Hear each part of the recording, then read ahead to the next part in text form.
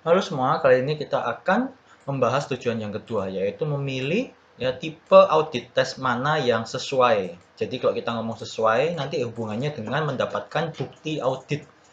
Oke, jadi ceritanya bukti audit itu bisa didapatkan berdasarkan prosedur audit apa yang dilaksanakan. Jadi untuk setiap empat tipenya ya, empat tipe ini ya, nih tipe ini ya empat. Nah ini ya AP, TOC, STOT, TDB ya masing-masing audit prosedur lanjutan ini ya itu bisa mendapatkan bukti-bukti audit yang berbeda-beda.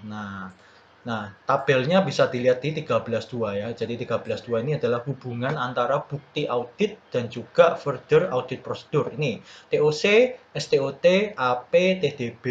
Lalu ini adalah bukti auditnya ada 8 ya. Ini ada di chapter 7 ini ya. Kalau kalian masih ingat nih, every audit procedure obtain one or more of the following type of evidence. Nah, ini ya. Nah, ini maksudnya. Jadi ini contohnya, misalnya ya, untuk mendapatkan bukti untuk physical examination kita bisa melakukan test of detail balance. Nah, ini contohnya apa? Contohnya misalnya stok opnam. Ya, stok opnam, ya cash opnam itu adalah salah satu bentuk prosedur dari TDB. Karena kita memastikan balance-nya, saldo dari akun itu ya. Jadi kalau stok opnam berarti kita memastikan saldo dari persediaan. Kalau cash opnam berarti memastikan saldo dari kas ya. Lalu bukti audit konfirmasi juga dengan TDB ya. Seperti apa contohnya ya konfirmasi piutang, konfirmasi bank. Nah, itu ya, mengirimkan surat konfirmasi. Nah, itu adalah salah satu prosedur audit dari TDB. Lalu tipe tipe bukti inspection. Ya, di sini ada 3 semua kecuali analytical procedure ya. Karena analytical procedure sekali lagi ini hanya proses analisis dari laporan keuangan. Jadi kalau yang namanya inspeksi ini kita melihat langsung ya dokumen-dokumennya bagaimana. Nah, itu kalau TOC kita lihat alurnya ya. STOT kita pastikan jumlah dan juga jenis kuantitas barangnya. TDB kita memastikan saldo. Nah, lalu observasi. Observasi bisa dilakukan dengan melakukan TOC ya, karena kita ceritanya mengobservasi lapangan langsung, melihat apakah memang benar sesuai dengan SOP ya, observasi. Lalu ini inquiry of the client nih, loh ini semua pasti, karena ini tanya jawab kepada klien. Lalu reperformance ini semua kecuali AP ya, karena sekali lagi AP ini cuman menganalisis laporan keuangan. Jadi TOC kita bisa melakukan reperformance, STOT, dan juga TDB. Ya, lalu ini analytical procedure hanya untuk analytical procedure, lalu recalculation ya menghitung ulang hanya untuk STOT sama TDB. AP enggak, karena AP hanya analisis, tidak menghitung ulang. Nah, itu. Lalu di sini kita akan melihat hubungan ya, penjelasan hubungan antara TOC dan substantif test ya. Sekali lagi ya, substantif test ya. Substantif test ini adalah ini ya, cara ya, ini cara untuk mendapatkan bukti ya, ya terkait dengan pemenuhan asersi ya. Ini ya, substantif test itu kurang lebih definisinya seperti ini. Cara untuk mendapatkan bukti ya, bukti audit tentunya terkait dengan pemenuhan asersi ya. Ya, ini ya. Oke, nah di sini hubungannya bagaimana? Jadi, kita melihat dari TOC-nya. Kalau ketika kita melakukan TOC dan ternyata menunjukkan deviasi ya, adanya otorisasi yang tidak lengkap atau dokumen yang tidak urut nomor ya, seperti itu ya, deviasi ya. Nah, kalau semakin banyak deviasi, maka akan semakin banyak dilakukan substantif test ya untuk mendapatkan bukti. Di mana di sini deviasi ini menunjukkan adanya material atau tidak materialnya salah saji. Nah, karena itu dilakukanlah substantif test untuk ya menentukan apakah salah sajinya tersebut bisa didapatkan atau material atau tidak ya. Jadi sekali lagi TOC dilihat dari deviasinya dulu. Nah, seberapa besar deviasinya nanti akan menentukan seberapa luas substantif testnya. Seperti itu. Lalu hubungan antara analytical procedure dengan substantif test lainnya. Ya. Nah, sekali lagi analytical procedure itu hanya ya mengindikasikan adanya kemungkinan salah saji ya, terhadap ini ya, misalnya unusual fluctuation ya, fluktuasi yang tidak wajar itu biasanya menunjukkan bahwa terjadinya kenaikan atas kemungkinan salah saji tersebut. Ya, jadi contohnya seperti tadi ini. Ya, ini ya. Ini analytical procedure ya, yang ini vertikal, ini horizontal variance. Nah, ini contohnya. Lokal bisa mengalami penurunan 50%. Kok bisa? Ya.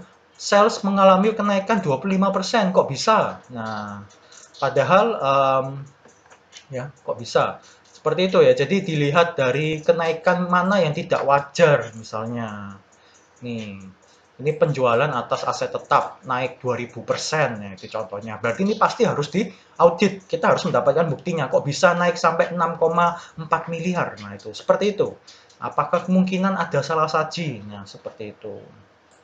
Nah, lalu trade-off between test of control and substantive test. Jadi ini masalah TOC dan juga hubungannya dengan substantive test. Nah, ini pada saat perencanaan ya, kita menentukan terlebih dahulu kita mau menilai risiko kontrol itu sebatas mana. Nah, contohnya seperti di tabel ini. Ini adalah contohnya. Nah, di sini kalian bisa lihat substantive test dan juga TOC, masalah level of internal control effectiveness. Jadi yang ini panah X ini ya, ini tentang internal control effectiveness.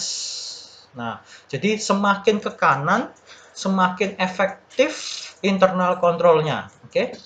Nah, kalau yang ini audit assurance, kalau di titik paling kecil ini 0, ini adalah tidak ada assurance. Semakin ke atas, semakin acceptable, ya seperti itu. Nah, jadi sekali lagi, ini ada kasusnya, ada A, B, C. Kalau yang A ini berarti auditor, ya, auditor menilai kalau internal kontrolnya itu tidak efektif, sehingga butuh audit assurance lebih banyak. Dan ini tentu saja hubungannya dengan substantive test, ya. Jadi ini audit assurance from substantive test. Jadi kalau begini ceritanya ya harus banyak-banyak melakukan substantive test, mendapatkan banyak bukti untuk membuktikan asersinya sudah dipenuhi atau tidak. Lalu ini, terus ada kasus yang B. Kasus yang B ini kalau kalian lihat, ini di titik ini ya, di mana di titik ini ya, efektivitas dari internal control itu tidak lagi begini, tapi dia akhirnya mulai datar seperti ini. Karena ini sudah maksimumnya. Jadi maksudnya walaupun internal kontrolnya itu sebagus apapun ya, pasti masih dibutuhkan substantive test untuk membuktikannya. Karena tidak bisa sepenuhnya seperti ini ya, tidak bisa, tidak mungkin ya. Pasti ada tes-tes yang harus dilakukan untuk membuktikan kalau kontrolnya itu sudah bagus atau tidak ya, tidak ada salah saji atau bagaimana. Lalu ada juga yang C. Kalau yang C ini melihat ya, itu ya. Melihat dari ini access control risk below the maximum. Maksudnya adalah kita mau menentukan risiko kontrolnya itu seberapa. Kalau kita mau memastikan bahwa internal control itu tidak efektif atau resiko kontrolnya besar, berarti kita akan memilih C3. Di mana kita menilai bahwa kita harus melakukan substantive test yang banyak ya, karena kita menetapkan kontrol risknya itu besar ya, jadi ditanggulangi dengan substantive test. Lalu kalau yang kombinasi C2 berarti kombinasi antara kita menilai kalau internal kontrolnya itu setengah efektif dan otomatis kita bisa menentukan substantive testnya hanya sampai seperti ini ya, hanya sampai segini tingkatannya. Nah, yang C1 juga seperti itu, cuman segini ya. Seperti itu. Ini adalah kondisi A, B, C. Kalau yang A ini berarti internal kontrolnya nggak efektif, berarti kita harus melakukan substantive test sebanyak ini.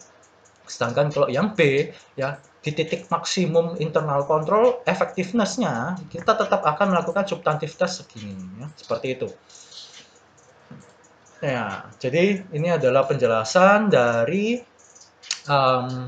tipe-tipe tes audit yang sesuai, atau sekali lagi tergantung dari ini bukti auditnya didapatkannya dan juga adanya hubungan. Ya. Oke, sampai jumpa di video berikutnya.